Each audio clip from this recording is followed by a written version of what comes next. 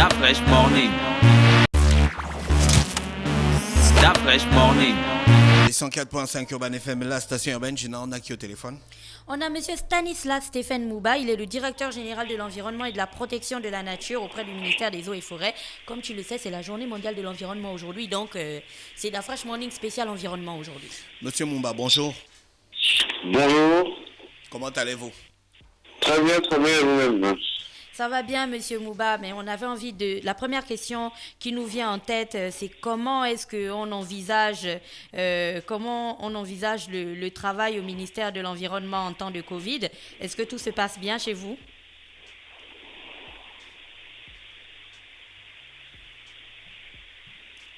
Allô, Monsieur Mouba? Allô? Allô?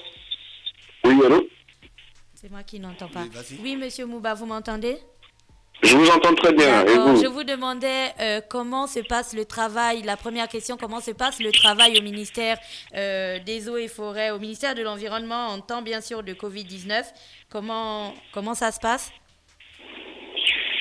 Écoutez, on s'adapte aux circonstances actuelles. Le gouvernement a pris des décisions et des mesures qui permettent d'organiser le travail et de maintenir l'activité tout en assurant la sécurité des différents collaborateurs et employés du ministère. D'accord. Donc on est en effectif limité, mais on est opérationnel.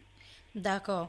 Et donc là, on vous appelait aujourd'hui parce que comme vous le savez, c'est la journée mondiale de l'environnement. On connaît déjà un petit peu le principe des journées mondiales, mais particulièrement en fait, qu'est-ce que la journée mondiale de l'environnement représente? Alors, la journée mondiale de l'environnement est un peu le carrefour de plusieurs événements dans l'année qui vont concerner des thématiques particulières, la terre, la biodiversité, le climat, etc. Et donc cette année, cette journée-là a fait un focus sur la question de la biodiversité qui en 2020 est censée adopter véritablement de nouvelles règles au niveau mondial pour protéger la biodiversité. Donc cette édition de la Journée mondiale de l'environnement a un focus particulier marqué par cette urgence mondiale. Mm-hmm. Et donc, parlons d'urgence mondiale. On a à la fois l'urgence mondiale de la protection de l'environnement, mais en ce moment, vous savez que depuis plusieurs mois, je vous posais déjà la question sur le Covid-19. Depuis plusieurs mois, le monde vit au rythme du Covid-19. Comment on envisage la célébration d'une journée mondiale? Comment se passe la célébration d'une journée mondiale en temps de Covid-19? Qu'est-ce que le ministère a prévu pour cette journée? Comment ça va se matérialiser vu qu'on ne peut pas être sur le terrain avec la distanciation sociale qui doit être privilégiée?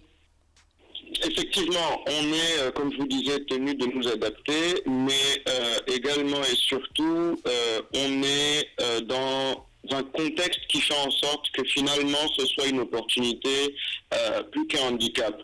Aujourd'hui, il faut bien comprendre que le Covid-19 trouve essentiellement sa source dans la pression de l'homme sur la biodiversité. Et c'est un peu le retour de bâton violent, désagréable, mais qui nous interpelle. L'homme a exercé beaucoup de pression sur un certain nombre d'animaux, particulièrement là, dans ce cas, la chauve-souris et le pangolin. Et aujourd'hui, on se rend bien compte que notre rôle et notre action et notre pression sur cette biodiversité, sur ces animaux, peut avoir des dommages importants pour nous-mêmes. Donc la célébration, c'est sûr, ce ne sera pas l'objet de cette journée-là, mais on ne manquera pas à travers donc, les médias comme les vôtres qui nous donnent l'opportunité de nous exprimer même à distance, à travers les réseaux sociaux, à travers les différentes publications qu'on pourra faire, d'interpeller le plus grand nombre et de rappeler l'importance de protéger cette biodiversité justement et de prendre conscience à travers le Covid-19 que nos actes peuvent avoir un retour qui est véritablement violent comme je le disais déjà.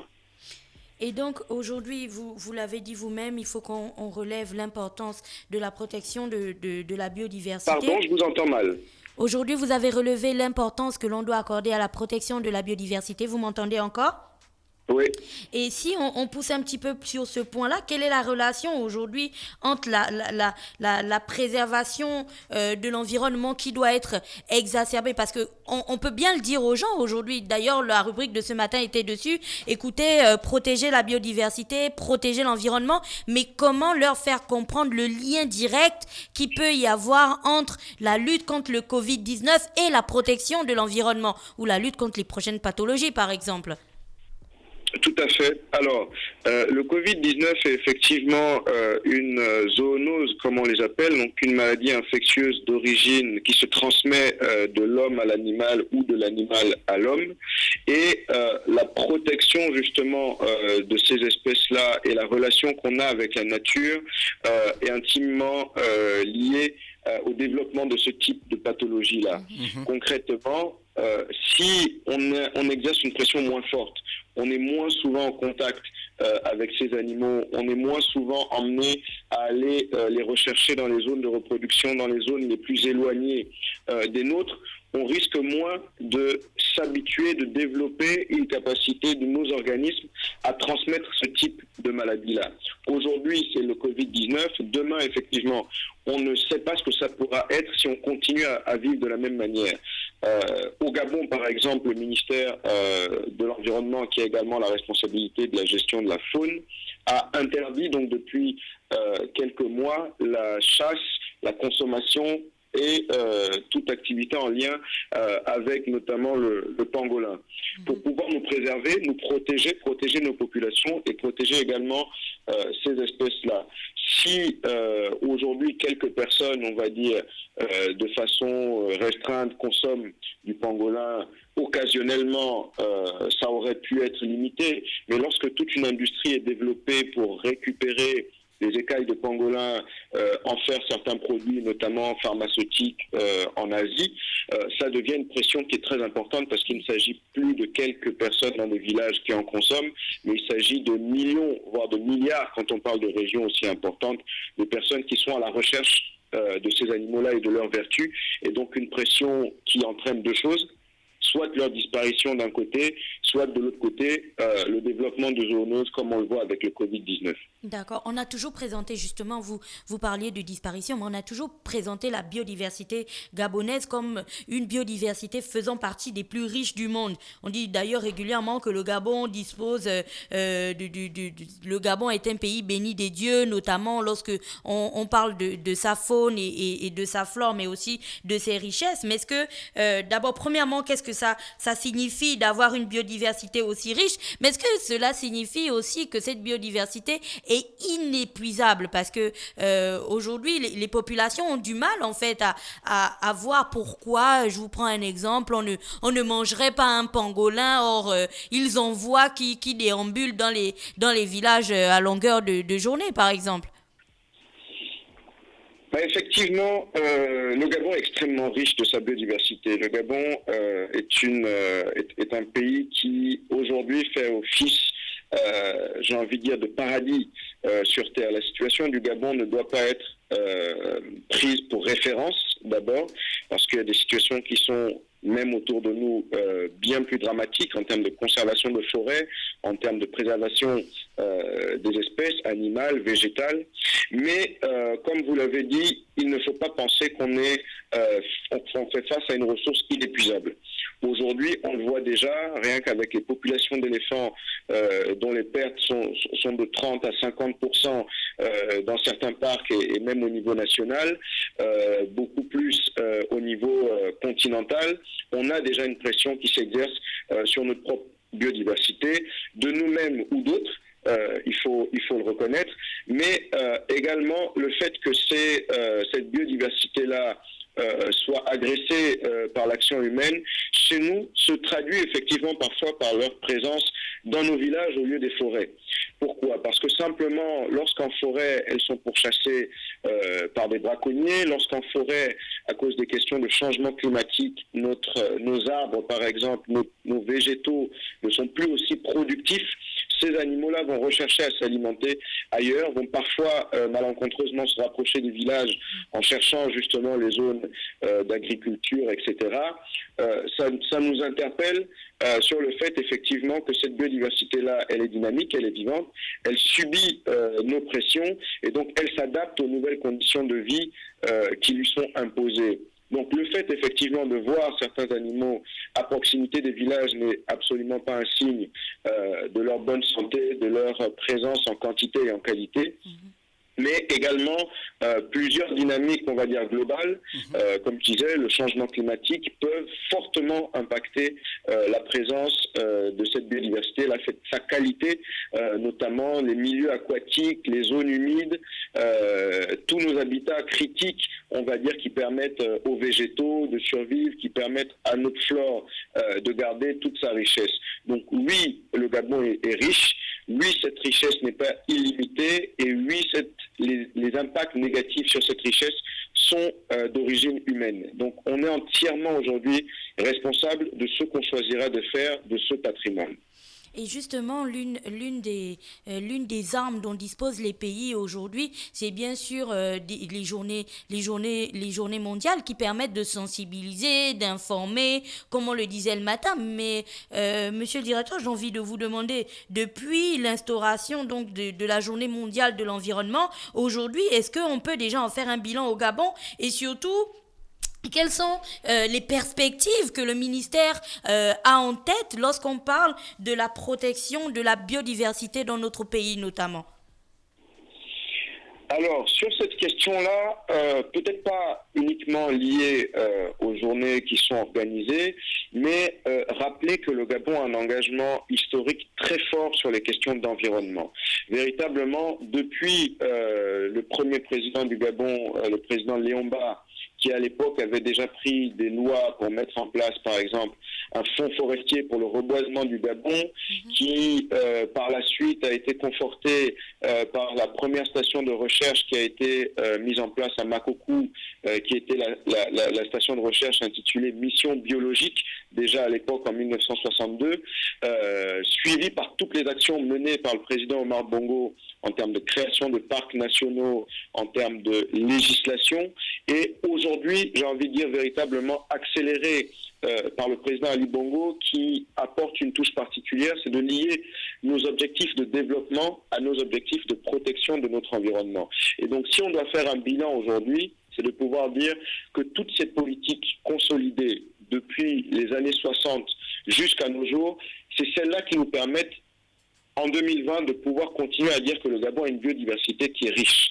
Il y a des pays qui étaient, même sur le continent africain, avec des forêts aussi importantes que les nôtres, notamment en Afrique de l'Ouest, au Ghana, en Côte d'Ivoire, qui aujourd'hui ont totalement perdu leurs forêts.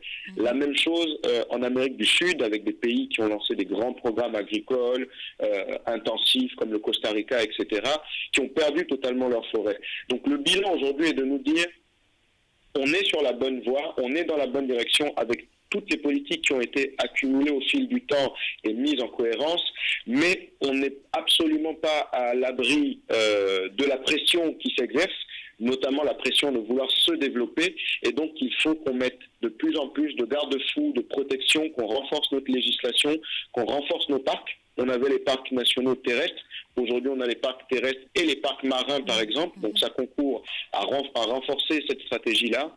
Et en cette année 2020, le Gabon a décidé d'adhérer à une coalition de pays au niveau mondial qui dit qu'il faut absolument protéger un minimum de 30% de nos espaces terrestres et de nos océans pour continuer à préserver la biodiversité. Donc le bilan qu'on trace aujourd'hui, il est positif en termes de stratégie que nous avons engagées, mais il nous interpelle quand même sur le fait que ces stratégies font face à de plus en plus de pression, et donc il faut également qu'on renforce les moyens de se protéger et de protéger notre biodiversité, notre environnement, finalement pour protéger nous-mêmes les hommes que nous sommes.